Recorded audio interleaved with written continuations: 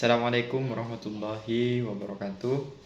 Baik, di sini saya akan menyampaikan podcast ya, yang tentang materinya yaitu ilmu ilalul hadis, suatu kecacatan pada hadis Nabi.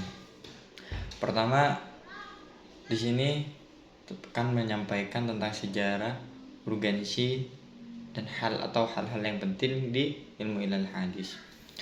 Pertama, kita jelaskan definisi ilmu ilal hadis terlebih dahulu.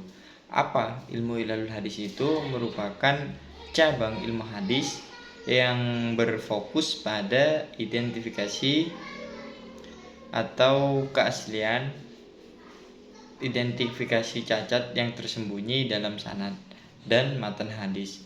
Yang mana ilmu ini bertujuan untuk memastikan kesahihan dari suatu hadis sebagai sumber ajaran Islam kedua.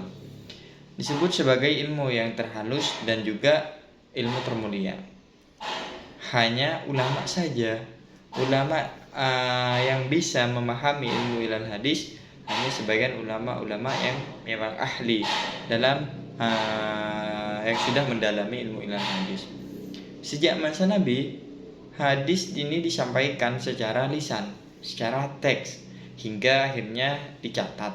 Namun dengan banyaknya hadis yang beredar, para ulama itu mulai mengembangkan metodenya masing-masing untuk memeriksa keabsahannya atau kebenarannya atau kevaliditasnya hadis tersebut. Ilmu ilal hadis ini memeriksa dari mata rantai seperti sanad, yaitu periwayatannya bagaimana, serta matan, yaitu isi ilal ini, isi hadis ini fokusnya pada apa begitu. Seperti contohnya itu perawi yang kurang dikenal, atau bisa jadi itu pertentangan isi hadis dengan prinsip Islam.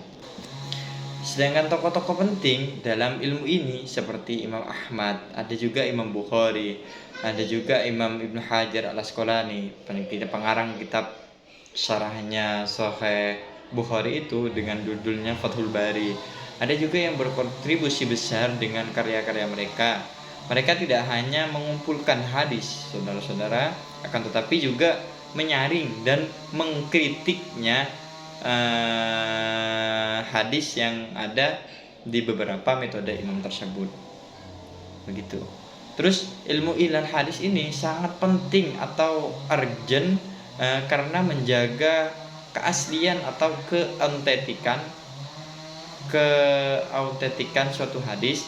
Dengan metode ini, hadis yang lemah atau yang cacat yang memiliki syad atau sudut itu dapat diketahui, sehingga ajaran Islam ini tetap murni, tidak tercampur.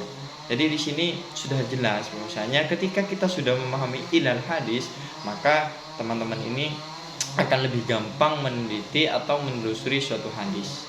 Mungkin cuma ini yang bisa saya sampaikan, kurang lebihnya saya mohon maaf. Sampai jumpa di podcast berikutnya. Wallahu muwaffiq ila aqwamit thoriq. Assalamualaikum warahmatullahi wabarakatuh.